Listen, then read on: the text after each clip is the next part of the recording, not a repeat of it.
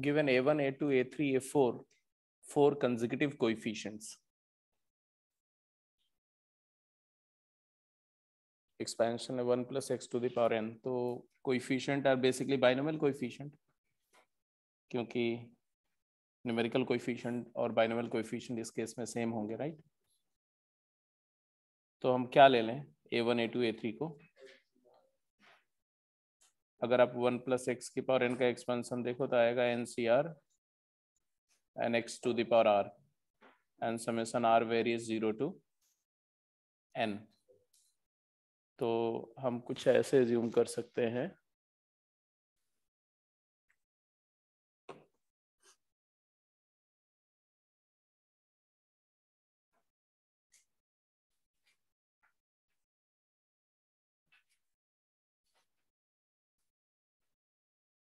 a1 को क्या ले लें? NCR -1 ले लें?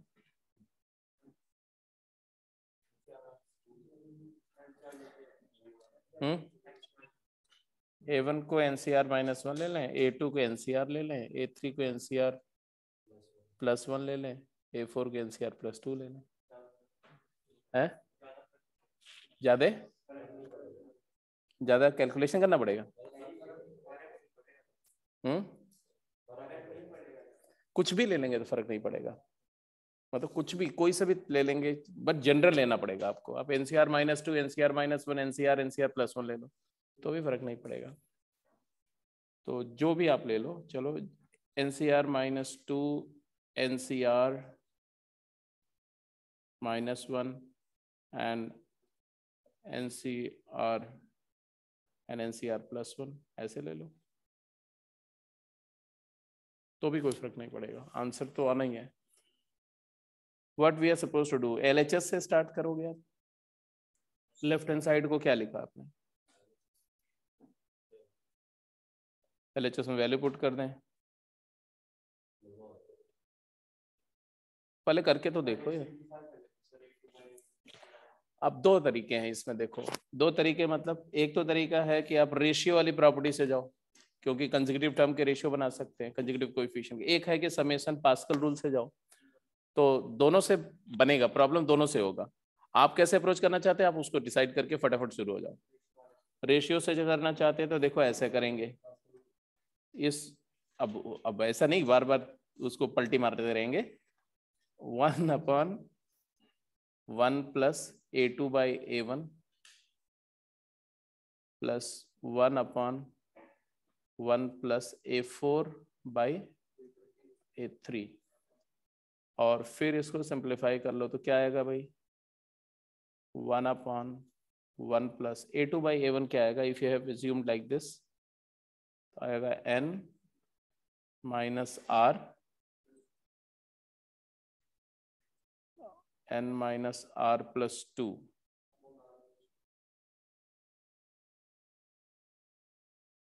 बाई r माइनस 1, और ये क्या आएगा? 1/1 प्लस a4 बाई a3 क्या आएगा? n minus r upon r plus 1। फिर इसको सिंप्लीफाई करोगे तो r माइनस 1 ओवर डिनोमिनेटर में क्या है? n माइनस r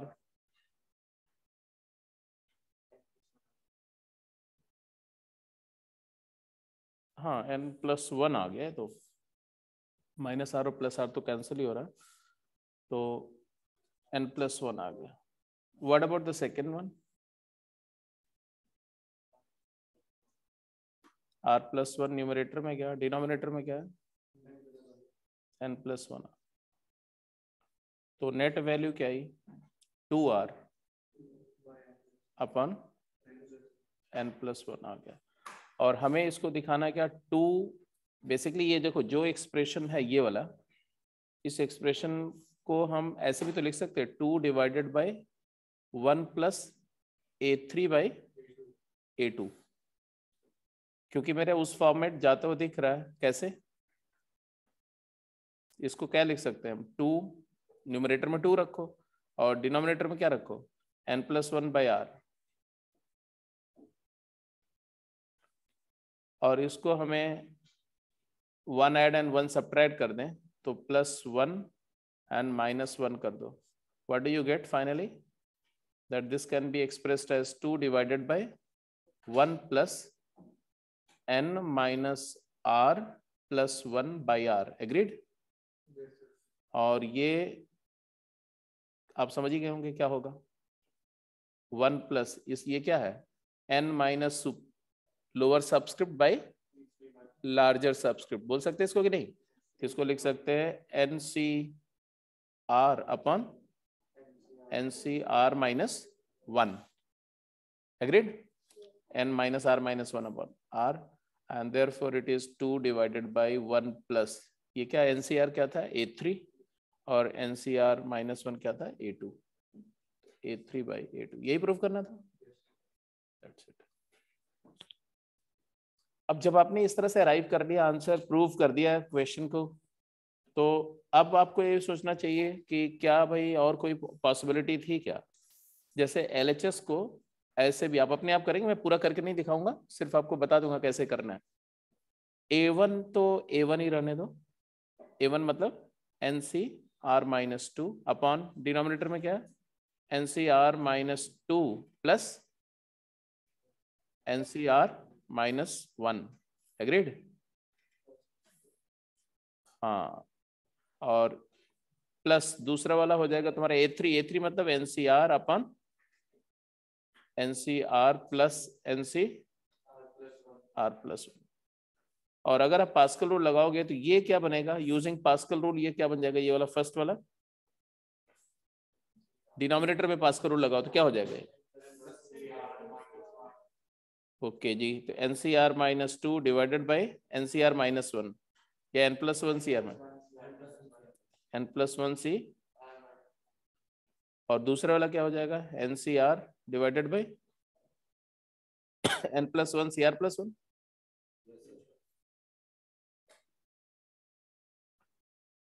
अब ये जो है ना, इसको रिडक्शन कर दो, ये वाली प्रॉपर्टी को रिडक्शन प्रॉपर्टी से इसको रिड्यूस करो तो ऊपर वाला ही बन जाएगा ना. तो ये डिनोमिनेटर वाला क्या बन जाएगा, इस डिनोमिनेटर को लिख सकते हो n plus 1 divided by r minus 1 into NCR minus 2. तो ये ऊपर न्यूमरेटर वाला कैंसिल हो जाएगा.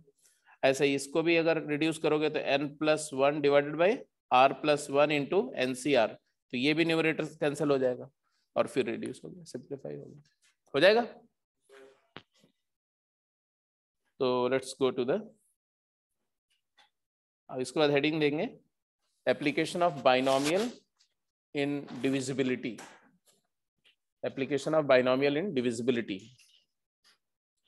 तो नंबर्स की डिविजिबिलिटी या पॉलिनोमियल्स की डिविजिबिलिटी में हम बाइनोमियल एक्सप्रेशन को, बाइनोमियल एक्सपेंशन को इस्तेमाल कर सकते हैं.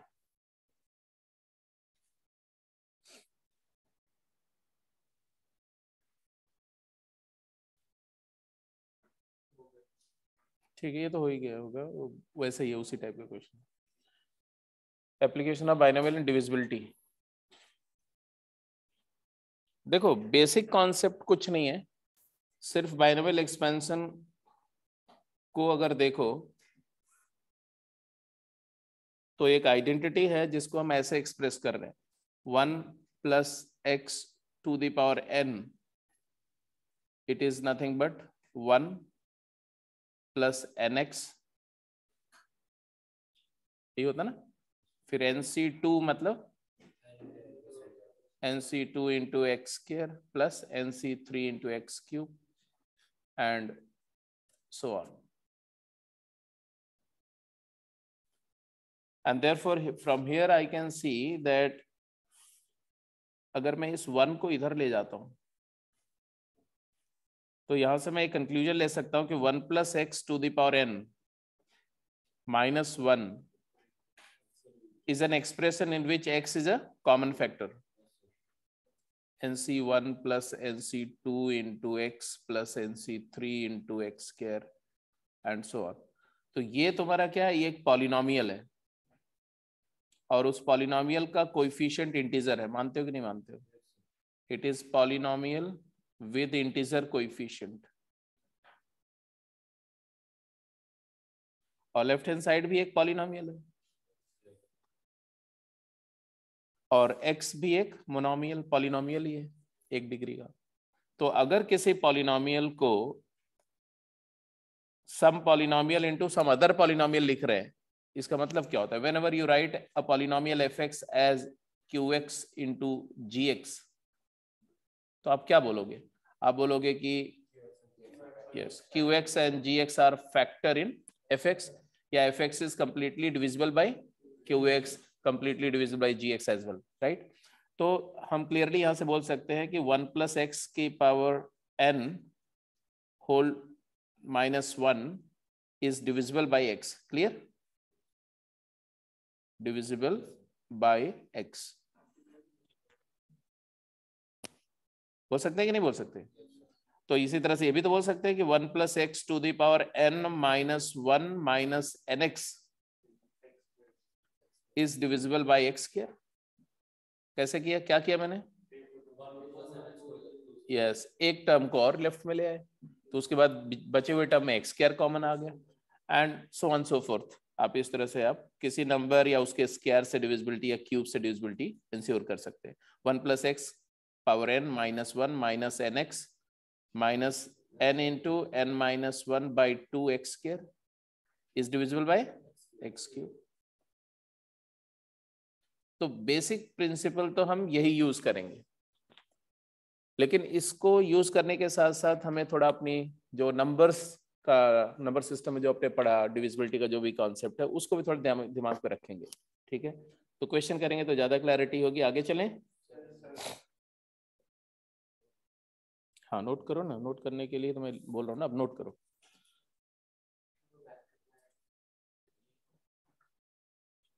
आ रहा So we are going to use this theorem to prove that a number n is divisible by x or x square or x cube and so on. पहला theorem वही है, 1 plus x to the power n minus 1 is divisible by x. दूसरा है 1 plus x की power n minus 1 minus nx is divisible by x square, and तीसरा है 1 plus x की power n minus 1 minus nx and minus nc2 x square is divisible by x cube and so on. Proof आपने देख ही लिया था। अब जैसे मान लो हमें बोला गया, पहले आप नोट कर लो, जो जिसको भी नोट करना हो। नोट करने के बाद तब आते हैं इस प्रॉब्लम पे। क्वेश्चन बोल रहे हैं find the remainder of 2 raised to the power 30 when it is divided by 7 और when it is divided by 49। अब इस तरह की प्रॉब्लम को सॉल्व करने के लिए हम क्या करेंगे?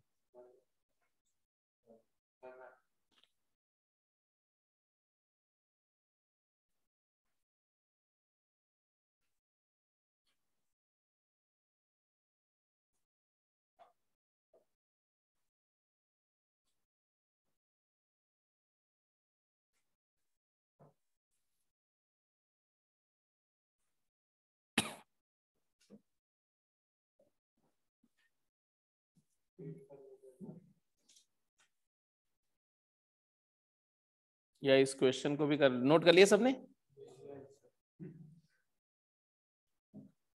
तो पहले एक एग्जांपल करते हैं एग्जैक्टली इसी कॉन्सेप्ट पर, दैट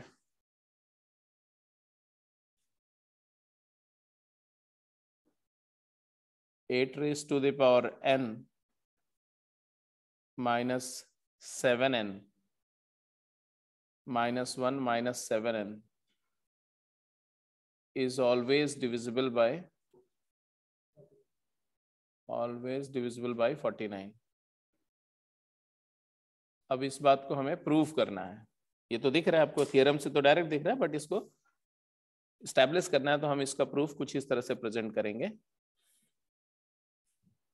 ये जो एक्सप्रेशन है 8 की पावर n, इसको हम क्या लिखेंगे? 1 plus 7 raise to the power n करेंगे और फिर इसको बाइनोमियली एक्सपैंड कर देंगे। So you will get nc0 plus nc1 into 7 plus nc2 into 7 square and so on so forth minus 1 minus 7 times n. And then what you will do, the first term nc0 is 1 cancels with minus 1 and 7 times NC1 is 7n, cancels with 7n, and therefore the expression is NC2 into 7 square plus NC3 into 7 cube, and so on.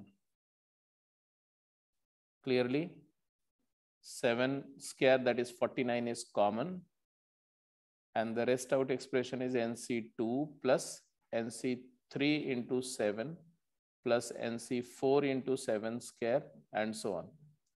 Now you will say that this is an integer. How? How do you claim that it is an integer? Because NCR is an integer and therefore it is an integer. क्योंकि अगर NCR integer है तो integer को किसी भी integer से multiply करके integer ही आएगा. All the terms are integer and therefore the summation is also integer. तो हमने क्या प्रूफ कर दिया? हमने प्रूफ कर दिया कि ये जो एक्सप्रेशन है ये 49 इंटू के है, वेयर के is an integer. And so the job is done. Clearly divisible by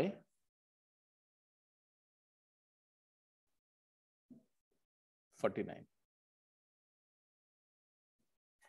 जो स्ट्रेट फॉरवर्ड प्रॉब्लम होगी वो तो ऐसे ही वर्कआउट हो जाएगी, लेकिन जो प्रॉब्लम थोड़ी सी डिफरेंट होगी, जैसे कि ये वाली प्रॉब्लम है, थोड़ा सा डेविएटेड है. 2 raised to the power 30 को अगर मुझे 7 से या 49 से किसी भी नंबर से डिवाइड करके रिमाइंडर चाहिए, तो हमें सबसे पहले क्या करना पड़ेगा?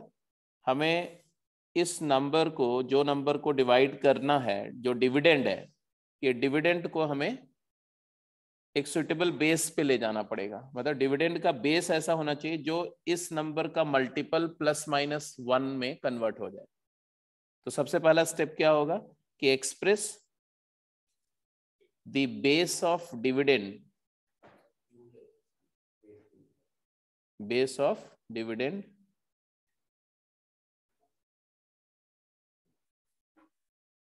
as क्या? k into q plus minus 1, where what is q? Q is divisor and k is some integer. और उसके बाद हम क्या करेंगे? Then expand binomially, then expand binomially.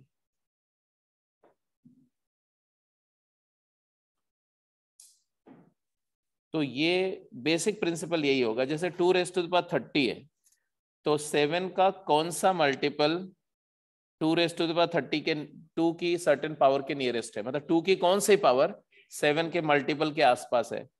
तो 8 है, 2 क्यूब है. क्लियर दिख रहा है? 2 क्यूब है. 2 क्यूब है तो हम इसको लिख देंगे क्या? हाँ जी, तो पहले उसको हम 8 की पावर 10 लिख देंगे और फिर 8 को क्या लिख देंगे? यस, तो आपने लिखा 2 raised to the power 30 is 2 cube raised to the power 10 and therefore it is 8 raised to the power 10 and so it is 1 plus 7 raised to the power 10 and therefore it is, आइए अब तो सीधे दिख रहा है, 1 plus 10c1 into 7 plus 10c2 into 7 square and so on. So clearly it is 1 plus all the term, second term onward, every term is divisible by 7. So can I write this entire summation as multiple of 7? I write 7 into k plus 1. So it is done. What is the remainder? 1. So clearly remainder is 1. ये तो पहला part हो गया. दूसरा part जो है उसके लिए क्या करना चाहिए हमें?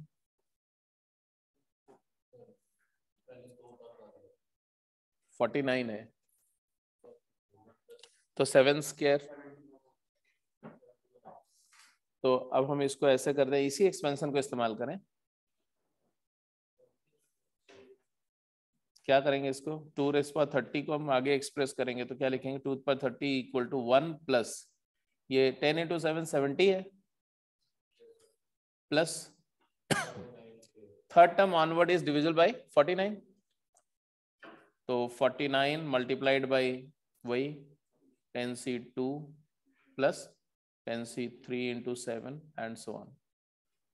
अब ये 70 जो है इसमें भी 49 है, तो 49 को अलग कर दो तो आया 1 + 21 + 49, 49 + 49 मल्टीपल समथिंग, तो 49 कॉमन लोगे तो आएगा 1 + 10c2 + 10c3 into 7 and so on। अब ये पूरा नंबर एक इंटीजर है, तो क्लियर कट ये दिख गया 49 मल्टीप्लाइड बाई इस इंटीजर को अगर मैं क्यों लिखता हूँ तो 49 into q plus 22, so clearly the remainder is 22।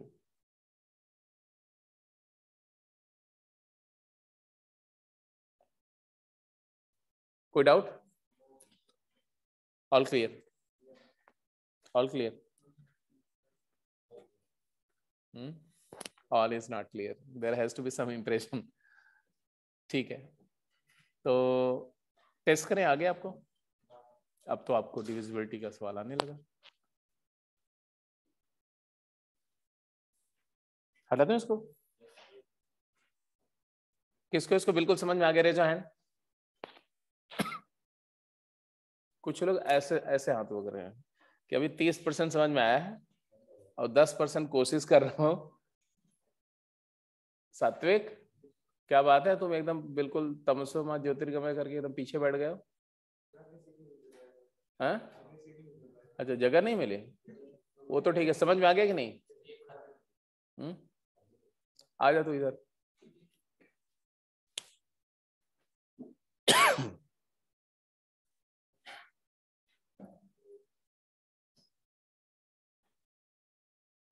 B part करिए।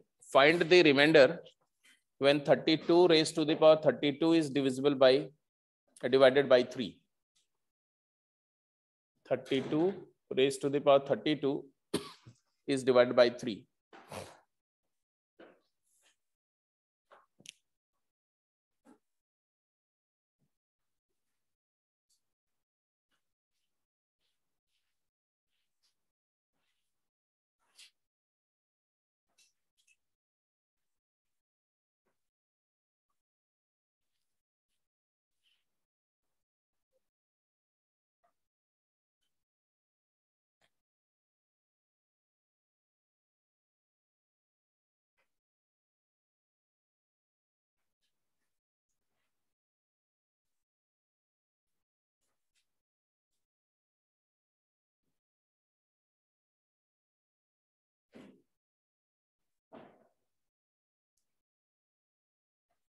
सुकृत, तुमने पहले ही कर लिया था क्या?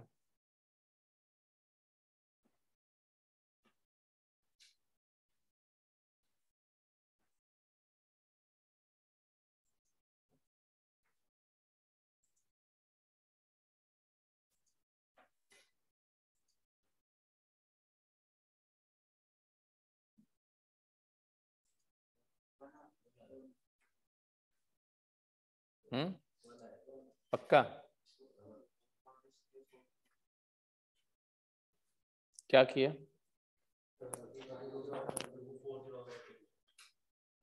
4 की पावर में कर दिया। 2 की पावर भी कर सकते हैं।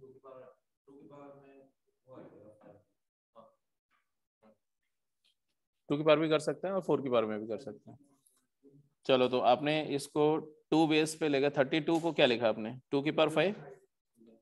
तो डेफिनेटली आपने ऐसे कुछ लिखा होगा 2 raised to the power 5 whole to the power 32, और फिर 2 to the power 5 इस 2 की पावर 160 हो गया। और अब इसको 3 - 1 करके भी करोगे तो आंसर आ जाएगा, है ना। 2 को 3 - 1 करके एक्सपांड कर दो, आंसर आ जाएगा। या इसको 4 की पावर 80 भी कर सकते हो, और 4 को क्या लिख दो? 1 + 3 की power 80, and therefore it is 80c0 plus 80c1 into 3, and आगे तो 3 के सारे मल्टीपल ही आएंगे, है ना। तो you can write this entire expression as 3 times quotient plus 1, 3³ + 1। तो 32 raised to the power 32 जो नंबर है, ये किस टाइप की नंबर है? 3 की कॉन्ग्रुएंसी में देखो तो 3q+1 टाइप की नंबर है।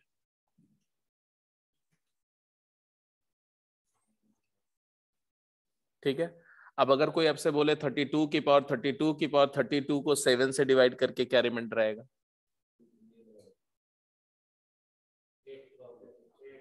तो 8 की पावर में ले जाना पड़ेगा, है ना? बट अच्छा, थोड़ा इससे बेटर प्रॉब्लम बन जाएगी। एनीवे अभी हम आएंगे। यहां तक सबको समझ आ रहा है? कोई दिक्कत तो नहीं?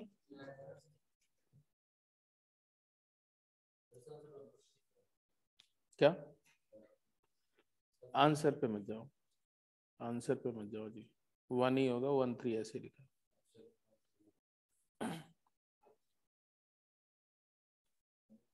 अच्छा, अगर आपको प्रूफ करना a to the power n minus b to the power n is always divisible by a minus b, binomial theorem से कैसे प्रूफ करेंगे इसको?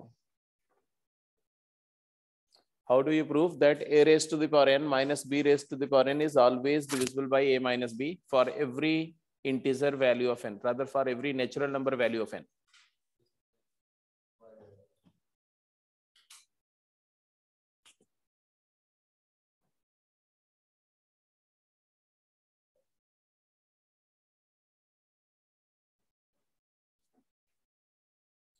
वैसे तो ये अब बहुत तरीके से प्रूफ किया जा सकता है, फैक्टराइजेशन से भी कर सकते हैं, नंबर थ्योरी करते समय बताया भी था मैंने कि अगर आप a to the power n minus b to the power n को लिखना चाहो तो ऐसे लिख सकते हो a minus b into a raise to the power n minus 1 plus a to the power n minus 2 into b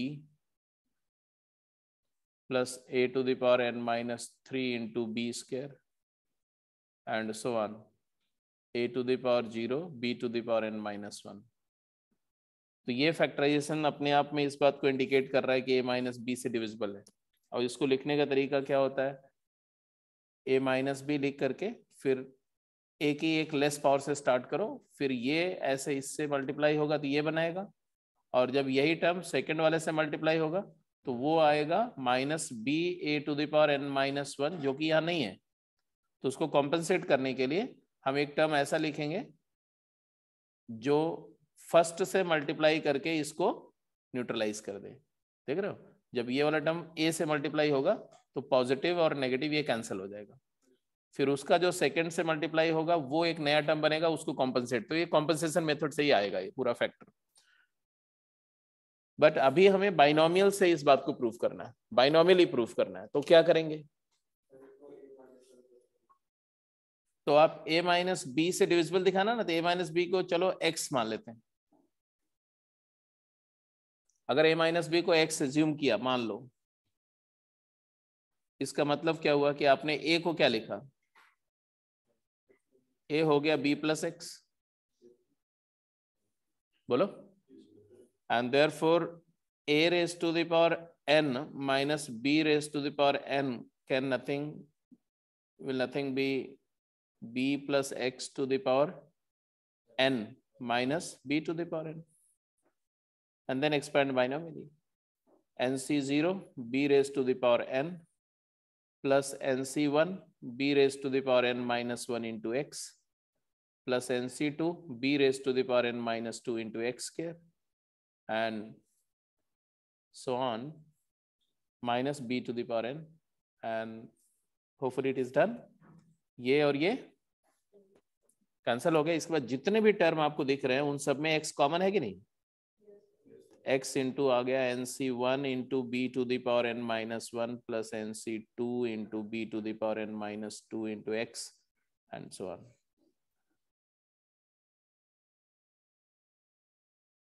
तो ये हो ही गया, प्रूव हो गया कि ये x multiplied by a polynomial आ गया, तो क्लियरली डिविजिबल बाई x।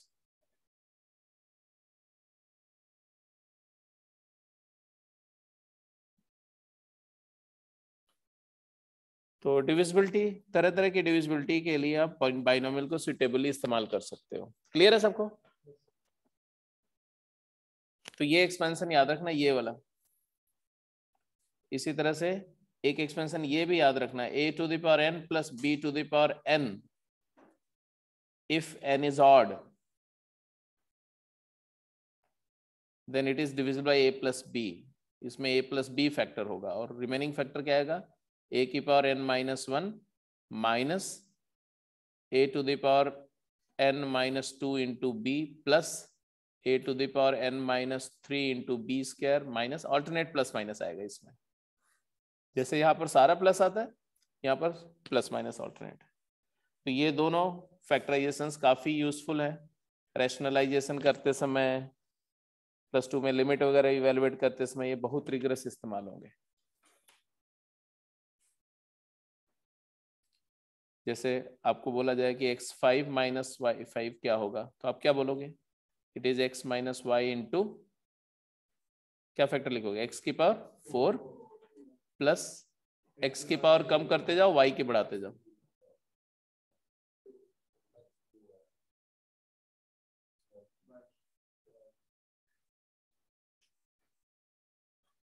और अगर आपसे बोले कि x5 प्लस y5 लिखो, तो इसमें फैक्टर होगा x प्लस वाई फैक्टर के साथ रिमेनिंग फैक्टर लिखो, क्या लिखोगे, x की power 4 minus x cube into y plus x square into minus x into y cube plus y की पावर 4। ठीक है, तो can we go to the next slide.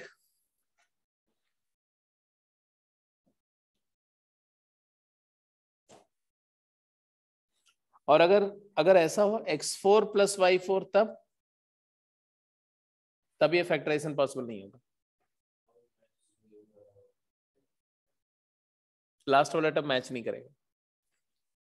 अगर आप करना चाहोगे ना इस तरह से x प्लस वाई, अब देखो करोगे क्या आप, ये वाला टर्म को क्रिएट करने के लिए यहाँ x4 लिखोगे, राइट, नहीं एक्स क्यूब x से मल्टीप्लाई करके x4 बना दिया, बट x क्यूब y से मल्टीप्लाई करके एक अनडिजायर्ड टर्म आया y एक्स क्यूब।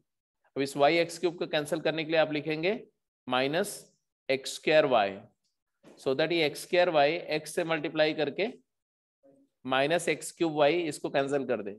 लेकिन ये वाला टर्म इसको तो कैंसिल कर देगा, लेकिन एक नया टर्म बना देगा, क्या, minus x square y square. अब इसको कैंसिल करने के लिए फिर क्या करेंगे, प्लस एक्स वाई स्क्वायर, वही हो रहा है ना, x cube x square x की पावर एक रिड्यूस हो रही है। ये वाला टर्म जब फर्स्ट वाले टर्म से मल्टीप्लाई होगा इससे, तो इसको कैंसिल कर देगा, करेगा कि नहीं। लेकिन जब ये सेकेंड y से मल्टीप्लाई करेगा तो क्या बनाएगा, तो प्लस एक्स वाई क्यूब बनाएगा। और इसको कैंसिल करने के लिए हमें माइनस चाहिए, माइनस वाई क्यूब करेंगे तो ये वाला टर्म फर्स्ट से मल्टीप्लाई करके इसको तो कैंसिल कर देगा, लेकिन ये सेकंड से मल्टीप्लाई करके माइनस y4 बनाएगा, जबकि हमें क्या चाहिए, प्लस y4। तो इसलिए ये फैक्टराइजेशन केवल ऑड पावर के लिए वैलिड है, प्लस वाला, ये प्लस वाले में n क्या होना चाहिए, ऑड होना चाहिए, और माइनस वाले में n can be any natural number, n can be any natural number, यहां पर कोई इश्यू नहीं।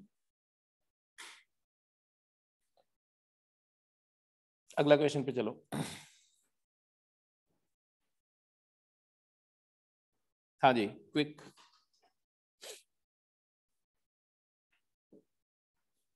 First A and second B तो हो ही गया था, बी हो गया था ना,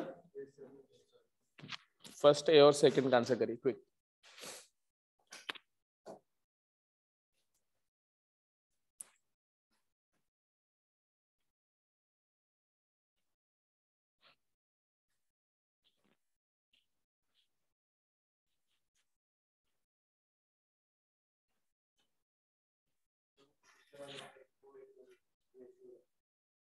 किसमें किसमें, हम्म,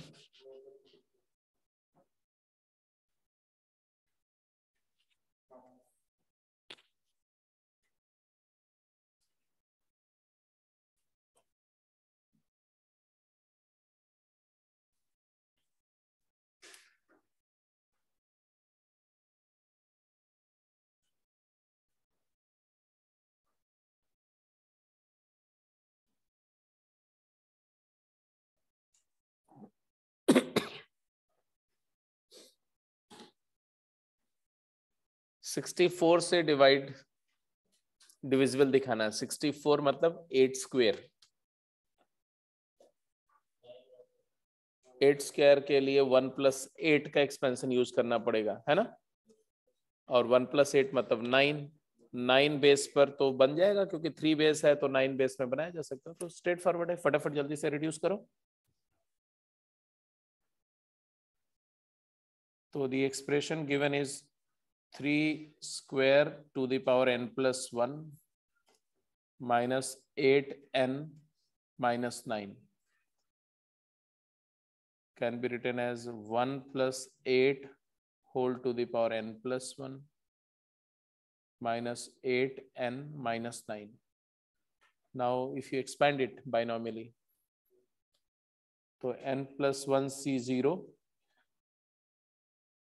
n+1 C0 is 1, n+1 C1 is n+1 multiplied by 8, और इसके बाद n+1 C2 into 8 square, n+1 C3 into 8 cube, and so on so forth, -8n -1 -8। तो ये देखो 1 भी कैंसिल हो रहा है -1 से, और 8n -8n से +8 -8 से, तो ये पूरा टर्म कैंसिल हो गया। और क्या बचा फाइनली आपके पास? एक एक्सप्रेशन जिसमें हर एक टर्म में 8 स्क्वायर कॉमन है। तो 8 स्क्वायर आपने बाहर निकाल लिया, 64 बाहर कॉमन लेने के बाद में जो बच रहा है वो n+1 C2 plus n+1 C3 multiplied by 8 plus n+1 C4 multiplied by 8 square, और ये ब्रैकेटेड क्वांटिटी इंटीजर है अनडाउटेडली। ये 64 multiplied by k where k is an integer.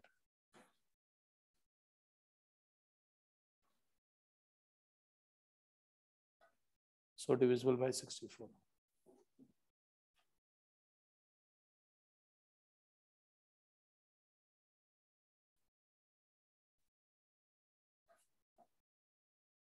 Second question.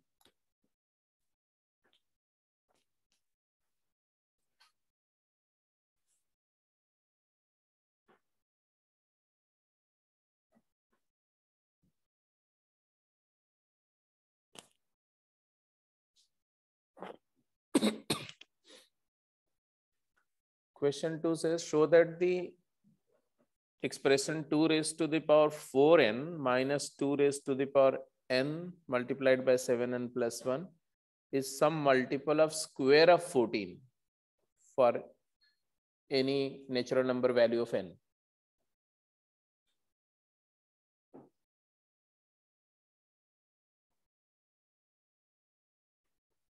Fourteen square से डिविजिबल।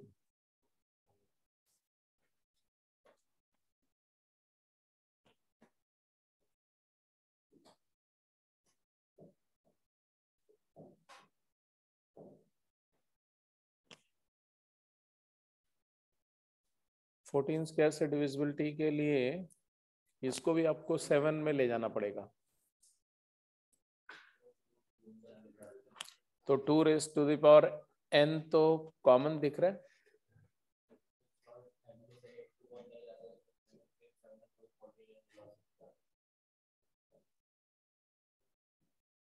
जरूरत नहीं है। पहले तो आप ऐसा करो कि 2 raise to the power n तो क्लियर कॉमन ही दिख रहा है भाई, पूरे एक्सप्रेशन में 2 raise to the power n common दिख रहा है।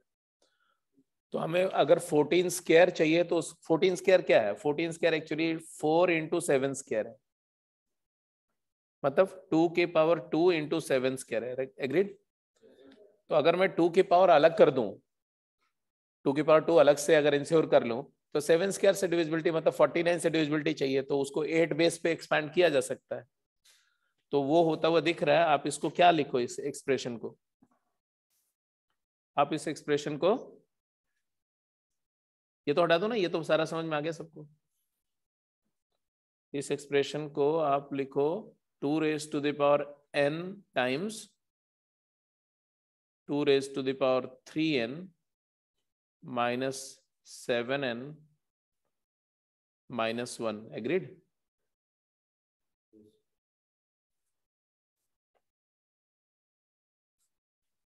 ये 8 की पावर n हो गया, और 8 को क्या लिख सकते हैं 1 प्लस 7, तो यहां से 7 स्क्वायर तो बनता हुआ दिख रहा है, कर जाओ कंप्लीट।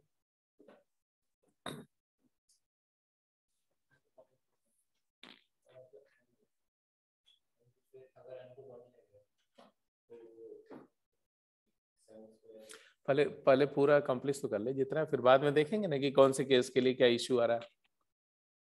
पहले जनरल एक्सप्रेशन तक तो पहुंच जाओ।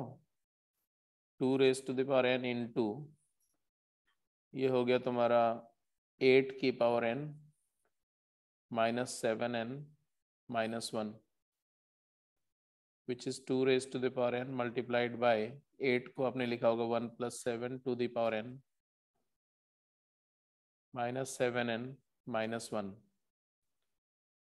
So it is 2 raised to the power n multiplied by NC0,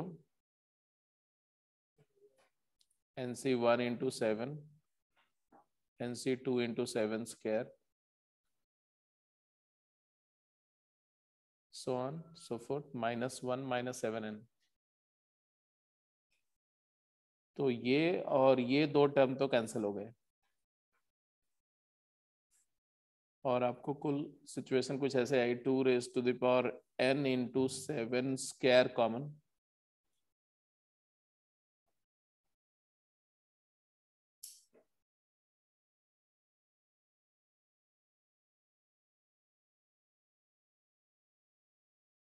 यही है। कहने का मतलब ये है कि कुछ ऐसा बन रहा है, ये 14 square into 2 raised to the power n minus 2 into this,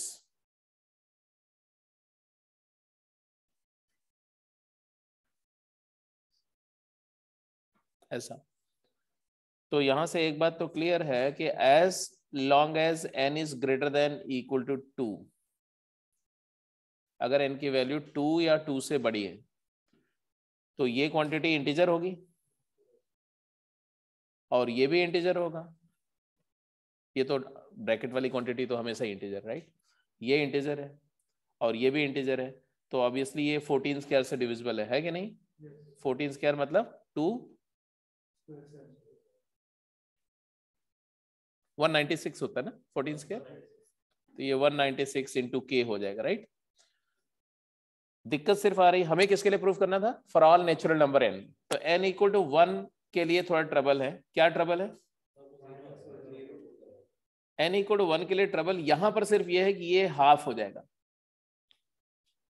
और ये हाफ होने की वजह से हाफ टाइम समथिंग वो इंटीजर है या नहीं है उसके बारे में अभी हमें नहीं पता है। तो दो चीजें ऐसे है, पहली बात ये बेशक हाफ हो जाएगा लेकिन 1c2 1c3 1c4 ये सब जीरो हो जाएंगे, तो आप ये बोल सकते हो ये पूरा एक्सप्रेशन ही जीरो हो जाएगा n इक्वल टू 1 के लिए। अगर आपको यहां से बेशक अगर आपको कोई तकलीफ है तो आप ओरिजिनल जो एक्सप्रेशन है उसी में n को 1 पुट कर दो, n इक्वल टू 1 पुट करते हो तो क्या आता है जरा बताओ तो, 2 मल्टीप्लाइड बाई ये क्या आ गया 8 माइनस 8, तो 0, और 0 है तो 0 is divisible by every number.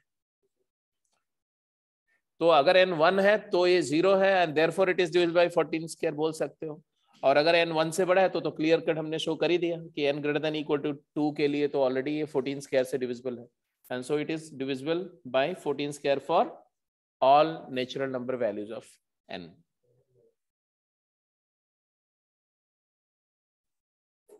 हाँ क्या बोल रहे हैं, किसने बोल दिया, क्यों 0 को आप किसका मल्टीपल दिखाना चाहते हो, 14 स्क्वायर इंटू 0 है।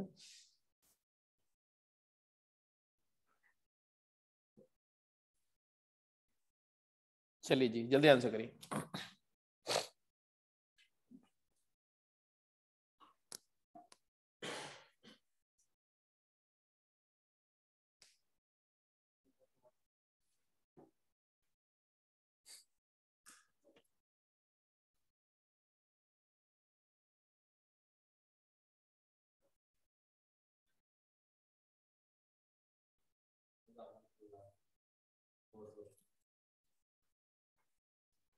अभी बोला मैंने बोला था, अब आ गया सामने, कर दो।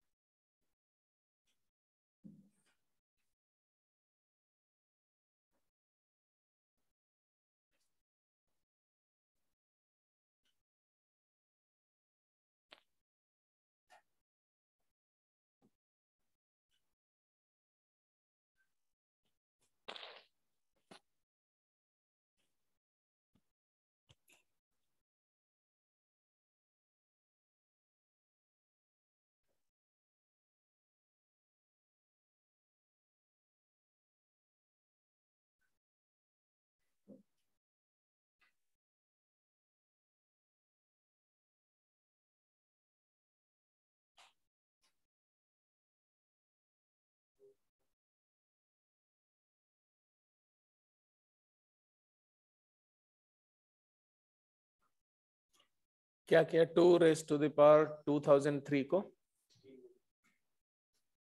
16 की बेस पे, 16 बेस पे ले गए। कैसे? 4 से डिविजिबल नहीं है तो क्या हुआ?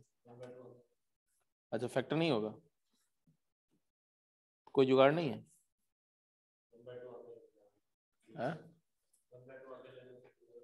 1/2 कर दोगे। देखो, कभी भी डिविजिबिलिटी करते समय रेशियो डिनोमिनेटर में, कोशेंट में नहीं ले जाना चाहिए, क्योंकि उसमें फिर बड़ी ट्रबल होगी। सम नंबर टाइम्स फ्रैक्शन अगर हो गया तो डिविजिबल नहीं होगा, उसको तब दिखाना पड़ेगा कि जो उसका प्रोडक्ट है उसका मल्टीपल जो है वो 2 से डिविजिबल है। हाँ, ये कर सकते हो आपके, इसको ऐसा लिख दो, 2³ इंटू 2⁻1000, रादर 2000 था ना, 2000 था, तो इसको लिख दिया 8 मल्टीप्लाइड बाई क्या हो गया, 2⁻2000। हाँ, 2⁴ इज 16⁻500 लिख सकते हैं। और 16 को क्या लिख दें, 17 - 1 लिख दें, या 1 - 17 लिख दें, की बात है, क्योंकि पावर तो इवन है। तो 1 - 17 की पावर 500 लिख दिया।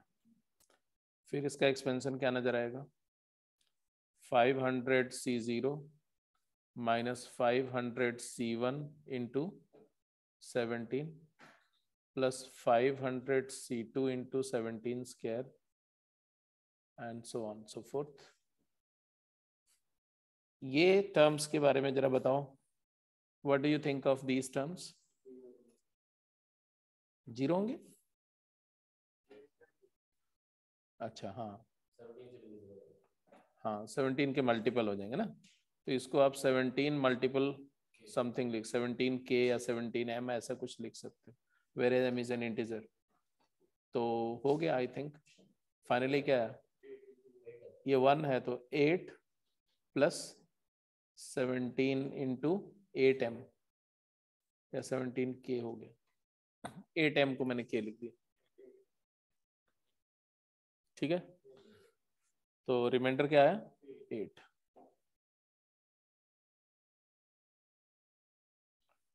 ए पार्ट इज डन। बी में क्या करना चाहिए,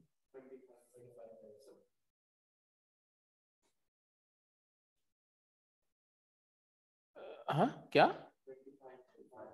25 की पावर कैसे लिखेंगे इसको? 25 की पावर तभी लिख सकते हैं जब इसकी पावर इवन हो। 5 की पावर में जो है वो इवन है। 5 की कोई भी पावर इवन नहीं हो सकती। ऑड नंबर को ऑड नंबर से मल्टीप्लाई करेंगे, ऑड नंबर ही आएगा। तो 5 की पावर कुछ भी करो, दैट मीन्स 5 को मल्टीप्लाई कर रहे हो बाई इटसेल्फ, तो जितनी बार मल्टीप्लाई करो ऑड ही आएगा। तो इसको सबसे पहले तो आप ये बोलो कि ये जो क्वांटिटी है ये क्या है? 5 की पावर 5 की पावर 5 की पावर 5 की पावर 5 टिल इन्फिनिटी है। इन्फिनिटी नहीं, चलो 100 है ना, 100 टाइम्स है, मतलब 99 टाइम्स है ना। तो वो एक ऑड नंबर होगी, 2k + 1 लिख सकते हो उसको। तो आप इस एक्सप्रेशन को, जिसको आप लिख रहे हो 5 की power 5 raise to the power 5 raise to the power 5 and so on 100 times, इसको आप लिख सकते हैं 5 टाइम्स 5 की पावर 2k + 1 लिख सकते हैं कि नहीं? एंड देयरफॉर ये आ जाएगा तुम्हारा 5 मल्टीप्लाइड बाई 5 की पावर 2k। जुगाड़ वही है कि 24 का 24 से डिविजिबल दिखाना है या 24 से डिवाइड करके रिमाइंडर चाहिए, तो आपको 20 इसका 5 का कौन सा पावर 24 के प्लस माइनस में आ रहा है, तो 25 ही आ रहा है, तो 25 लाना है मुझे। 25 लाना है तो इसको लिख दिया 25 की पावर k। अब क्या करें? अब 25 को क्या लिख दें? तो 5 times 1 + 24 raise to the power k। अब अच्छा 1 + 24 की पावर k मतलब है 24 का मल्टीपल +1 आएगा ये।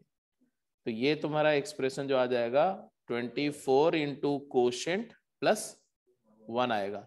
अब इतनी बात तो समझ में आ गया ना?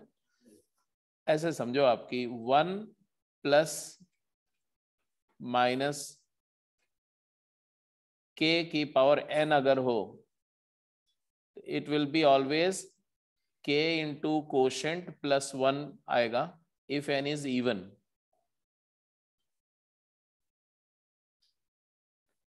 अगर n ऑड है तो माइनस वाले में आपको थोड़ा सा सोचना पड़ेगा। 1 अच्छा 1 + k की पावर n होगा, तो ये हमेशा k इंटू कोशेंट +1 आएगा, n कुछ भी हो। 1 - k की पावर n होगा और n ऑड है, अगर इस केस में n ऑड है तब आपका ये एक्सप्रेशन का जब एक्सपेंशन करेंगे k - 1 रिमाइंडर आ जाएगा।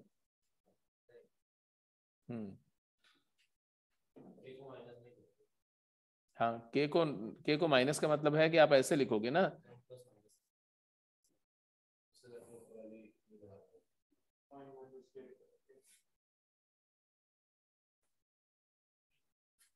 हाँ अगर मतलब 1 - k है तो वही आएगा NC0 1 की पावर n, तो KQ + 1 ही आएगा। अगर k - 1 होगा तब उसका रिमाइंडर में नेगेटिव होने की वजह से उसको आप k add and k subtract करके एडजस्ट करेंगे। तो यहां पर तो क्लियर ही है कि क्या है फाइनल, क्या है इसका आंसर? 24 इंटू 5 टाइम्स q + 5, तो रिमाइंडर इज 5। ये रिमाइंडर है ये।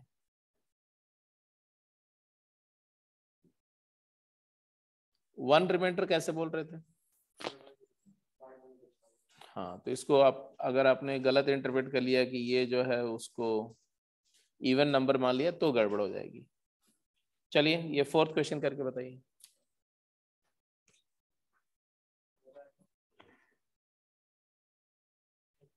बता रहे हो कि पूछ रहे हो?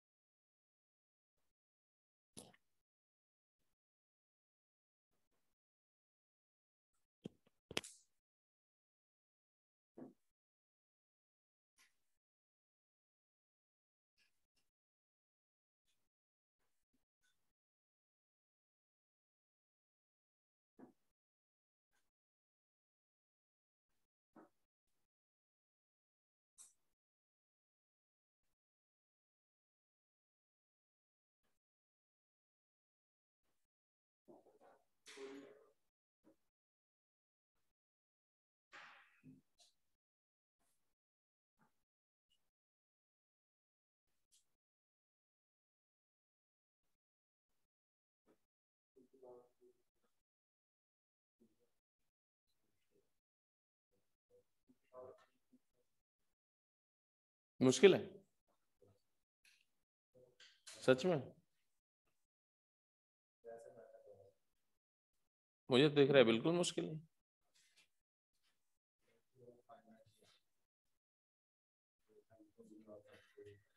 तो हमेशा बाई 3 में ले जाते हो, मतलब मैं मना कर रहा हूं कि आप फ्रैक्शन में मत ले जाओ, और आप फ्रैक्शन में मत ले जाओ। अभी थोड़ी देर पहले आपने कुछ किया था, क्या किया था आपने?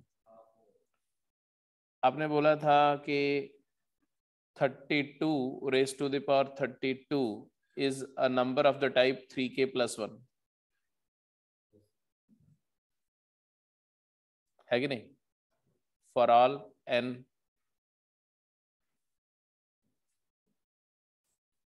अगर ये आपने बोला तो इसका मतलब है कि 32 raised to the power 32 raised to the power 32 means I am talking of the exponent. This quantity is 3k plus 1,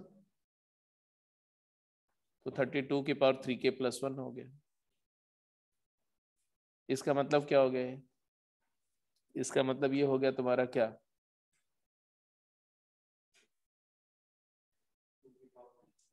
7 से डिवाइड करके रिमाइंडर चाहिए ना, 8 बेस में चाहिए हमें। तो ये हो गया तुम्हारा 32 टाइम्स 32 की पावर 3k,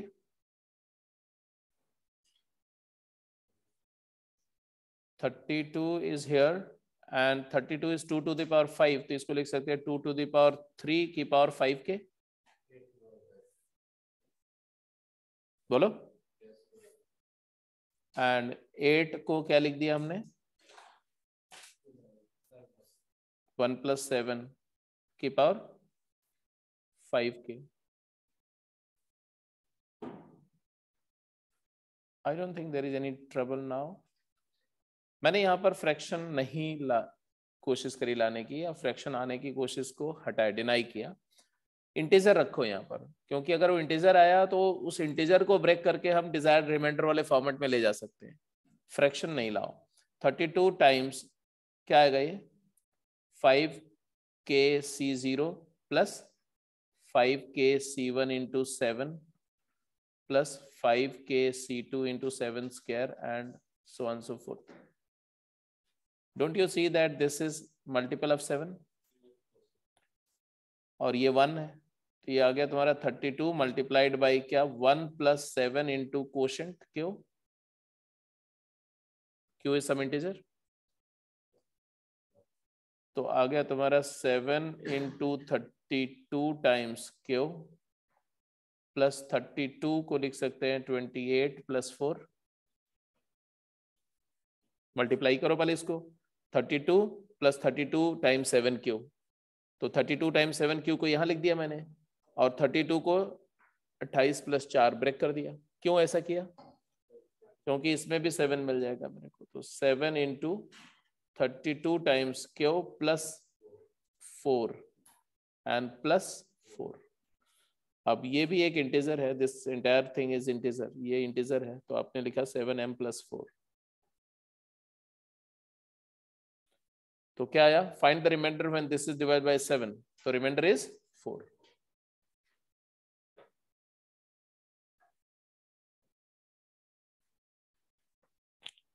तो अगर सिचुएशन थोड़ी सी इनडायरेक्ट हो, थोड़ा सा ट्रबल हो, वहां पर भी आपको हो सकता है 2 बार अप्लाई करना पड़े। जैसे इसमें 2 बार अप्लाई किया, एक बार 32 के बाद 32 को 3k + 1 शो करना, और उसके बाद में 3k + 1 ही क्यों शो किया, क्योंकि मुझे 3 चाहिए था 2 क्यूब बनाने के लिए, 8 बनाना था, तो 8 के लिए मुझे पावर में 3 चाहिए, पावर में 3 चाहिए, तो मुझे पावर को देखना पड़ेगा कि वो 3 का मल्टीपल करके क्या रिमाइंडर जनरेट कर रही है, तो उस डायरेक्शन में गए तो मिल जाएगा।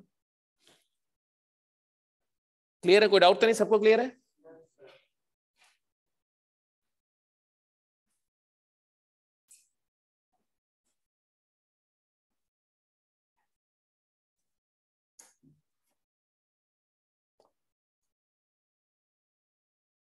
यस।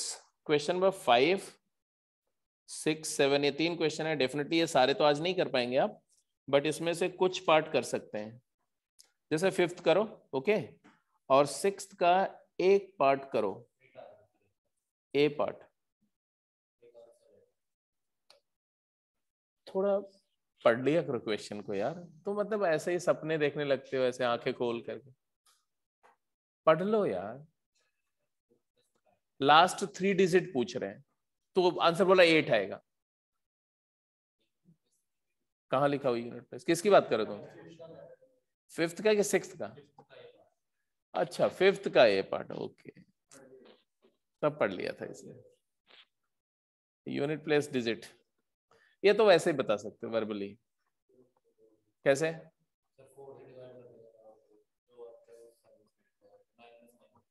हाँ, पीरियोडिक प्रॉपर्टी ऑफ नंबर अगर यूज करो तो 7, अगर किसी नंबर का यूनिट प्लेस पे 7 है,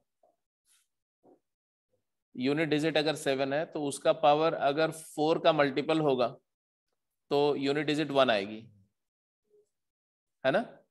क्योंकि 7 को 4 बार मल्टीप्लाई करो बाई इटसेल्फ तो 81, 7 7 जा 49, तो 9 आ गया यूनिट प्लेस पे।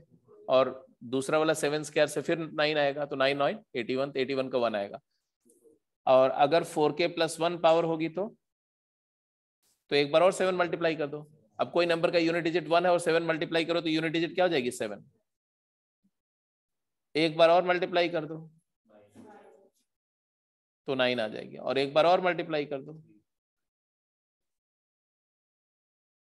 तो 3 आ जाएगी। 7 9 जा 63 का 3, और इसके बाद फिर मल्टीप्लाई करो, फिर वापस यही आ जाएगा। मतलब there is a cycle. 7 base मतलब 7 यूनिट डिजिट 7 वाली किसी भी नंबर का अगर इंटीजर पावर या नेचुरल नंबर पावर रेज करते हो तो जो रिजल्टिंग नंबर बनेगी उसका यूनिट प्लेस का एक पीरियोडिक साइकिल है। क्या? 1793, 1793, 1793, ये रिपीट होगा। 1 कब आएगा? जब पावर 4 की मल्टीपल है, और अगर पावर 4 की मल्टीपल नहीं है तो जो पावर है वही पावर 7 पे रेज कर दो। जैसे अगर पावर है 4k + 1 मतलब 7 की पावर 1 7, 4k + 2 तो 7 स्क्वायर 9, 4k + 3 7 क्यूब, 7 क्यूब मतलब क्या? 9 × 7 तो 3। That's it. एग्जैक्टली इसी तरह से आप हर नंबर का, जैसे कोई नंबर का यूनिट डिजिट 1 है तो उसका कोई भी नेचुरल पावर करोगे तो यूनिट डिजिट 1 ही रहेगी। यूनिट प्लेस 0 है तो कोई भी पावर करोगे 0 ही रहेगा, मतलब 0 का पीरियोडिक साइकिल कांस्टेंट है, 0 ही रहेगा। 1 यूनिट प्लेस वाली नंबर का कोई भी पावर करेंगे तो 1 ही आएगा। 2 के लिए फिर से 4 का साइकिल आएगा। क्यों? 2 के पावर 1 2, 2 स्क्वायर 4, 2 क्यूब 8, 2 के पावर 4 16, 6, 16 मत सोचो, केवल यूनिट प्लेस बोलो 6, तो 2 4 8 6, फिर से 2 मल्टीप्लाई करोगे फिर 2 आ जाएगा, 2 6 जा 12, तो 2 4 8 6 4 का साइकिल रहेगा। 3 के लिए भी 4 का साइकिल रहेगा। 4 के लिए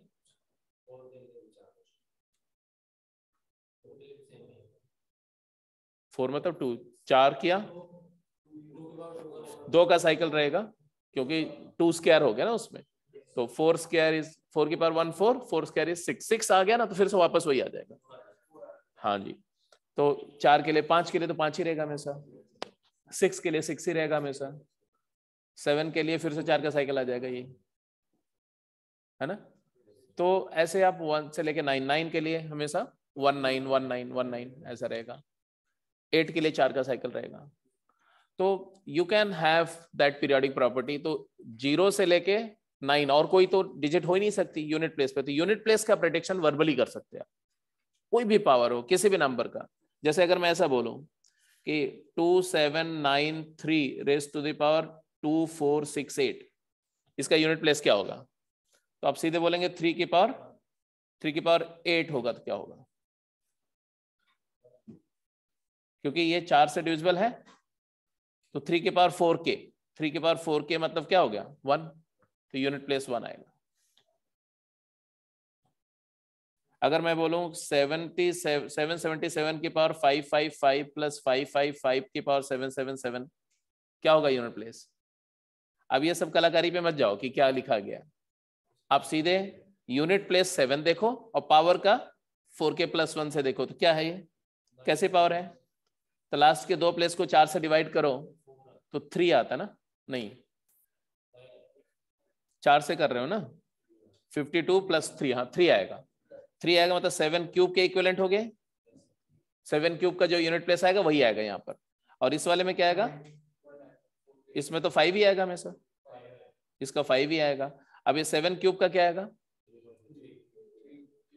7 क्यूब का पहले 7 की पावर 1 होता 7, 2 होता 9, 3 होता तो 3, तो इसका 3 आ जाएगा। तो इसका यूनिट डिजिट 3, तो एक नंबर का यूनिट डिजिट 3 आ गया, दूसरे का यूनिट डिजिट 5 आ गया, ऐड करके नंबर जो आएगा उसका यूनिट डिजिट 8 आ गया।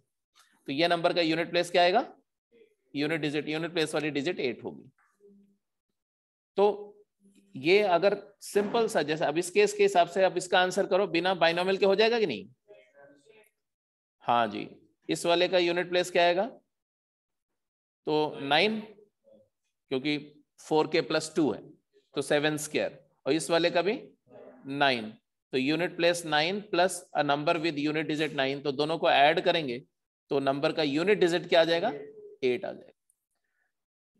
और ऐसे दूसरे वाले का भी आ जाएगा, है ना?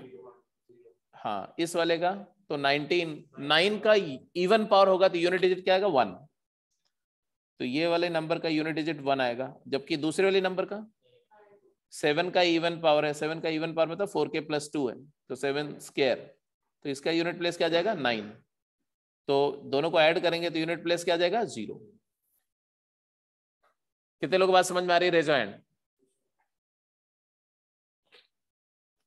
सात्विक 50%, ठीक है। और इसको बाइनोमियल से कर सकते थे कि नहीं, बाइनोमियल से इस बात को कर सकते थे कि नहीं? कैसे करेंगे बाइनोमियल से, यही तो बताओ। अच्छा, देखना पड़ेगा अभी। अब बाइनोमियल का प्रॉब्लम है तो बाइनोमियल से तो हो ही सकता है। तो किसी भी, देखो ये सिंपल सी बात हमेशा याद रखो, in order to find unit digit of any number n, express n as 10q + r, and then r will be the unit place digit.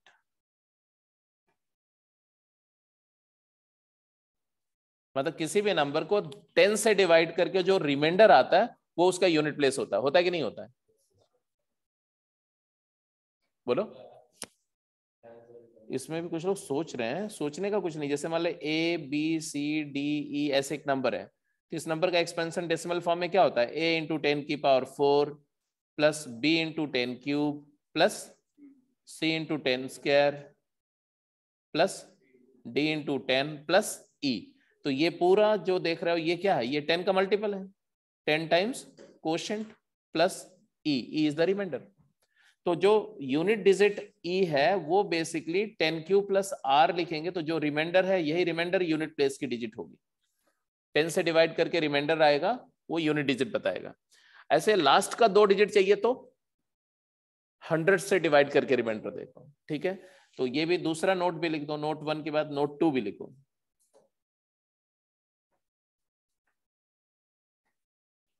इसी नंबर को, जिसको आप 10q + e लिख रहे हो, इसी नंबर को आप 100 times some quotient plus DE लिख सकते हैं ना। 10D + E को DE 2 डिजिट की नंबर बोल दो, तो लास्ट की 2 डिजिट कब आएगी, जब उसको 100 से डिवाइड करके रिमाइंडर। तो to find last 2 digit of a number क्या करें, express the number as, express it as 100 times quotient plus remainder. This remainder will be the 2-digit number. This is a 2-digit number. वही last की 2 digit है। Last का 3 digit के लिए 1000 plus remainder, 1000q + r के form में लिखना पड़ेगा। तो यही कॉन्सेप्ट है और कोई बात तो है नहीं इसमें।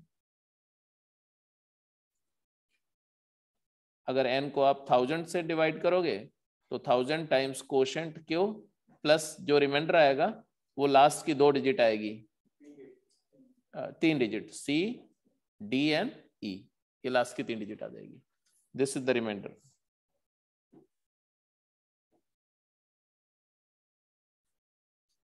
और 100 वाले के केस में रिमाइंडर जो आएगा लास्ट का 2 डिजिट आएगा DE, और इसमें तो E आ गया, रिमाइंडर E। अब इसी बात का इस्तेमाल करना है आपको। अब चाहे आप इसमें करोगे तो भी यही बात करोगे, यूनिट डिजिट अगर चाहिए।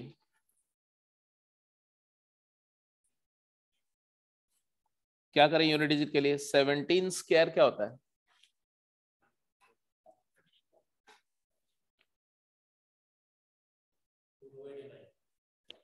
(289) को 10 का मल्टीपल -1 लिख सकते हैं, है ना।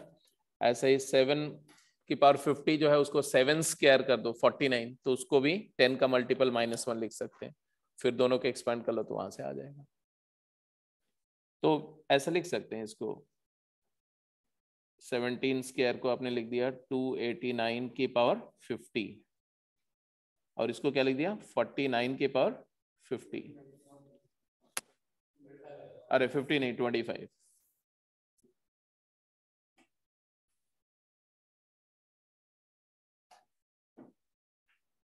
इसको भी फिर इसको आगे एक्सपेंड कर लेंगे तो आंसर आ जाएगा।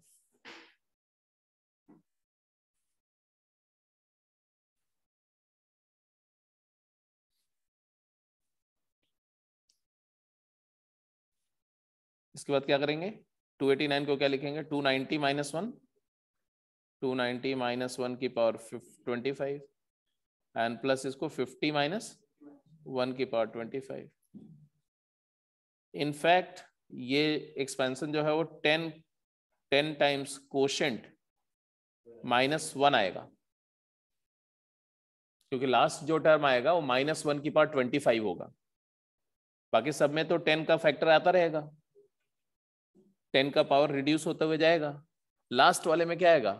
10 की पावर 0 और -1 की पावर 25, तो -1 का 25 पावर -1 आएगा, तो ये 7 के मतलब 10 के -1 आएगा, और ये वाला भी 10 टाइम्स K1 या K डैश -1 कर दो, तो एक्चुअली ये टोटल मिलके क्या बनेगा? 10 times some quotient -2, but remainder कभी नेगेटिव नहीं हो सकता। तो आप इसको लिख दोगे -2 को क्या लिख दोगे? 10 इंटू क्यू, बोलो -10 + 10 -2 कर दो, तो 10 - 2 क्या हो गया? 8, और ये 10 को इसके साथ कंज्यूम कर लो, तो 10 इंटू क्यू -1 एंड +8, तो रिमाइंडर अल्टीमेटली क्या आएगा? 8 इज द रिमाइंडर। यही उधर से भी आया था, सिंप्लीफाई करके 8 ही आया था। तो बाइनोमियली एक्सपेंड करके भी आप इस चीज को आराम से प्रूव कर सकते हैं, ठीक है।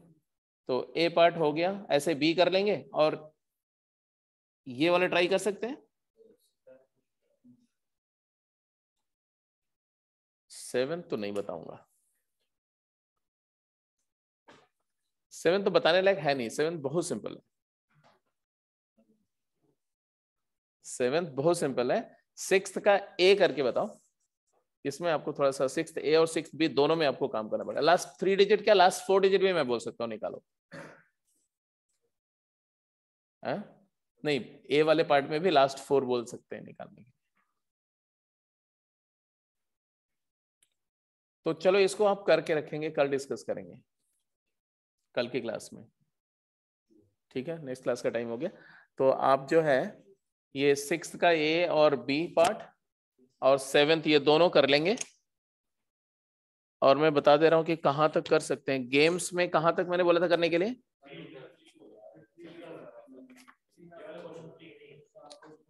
हाँ, 3 में एक क्वेश्चन है, आपको नोट करने की जरूरत नहीं है। 3 में question number 9, 6 and 7, question number 6 and question number 7 में ये दोनों क्वेश्चन है जो मैं आगे डिस्प्ले हो रहे हैं, इनको आप कर जाना पूरा, ठीक है। और 3 के सारे कंप्लीट कर लेंगे, 3 कंप्लीट हो चुकी है, और 4, टेक्सचुअल एक्सरसाइज 3 तक। अब इसके बाद में कुछ नहीं बचा है बाइनोमियल में। अगली क्लास से हम लोग जो स्टार्ट होगा वो बाइनोमियल सीरीज का सम कैसे निकालते हैं, ठीक है। तो समेशन ऑफ बाइनोमियल सीरीज पर क्वेश्चंस करने, उसी में 4-5 तरह की सीरीज होती है अलग अलग केस एनालिसिस करके, तो उसको करना सीखेंगे बस, दैट्स इट। और ये चैप्टर समराइज हो जाएगा।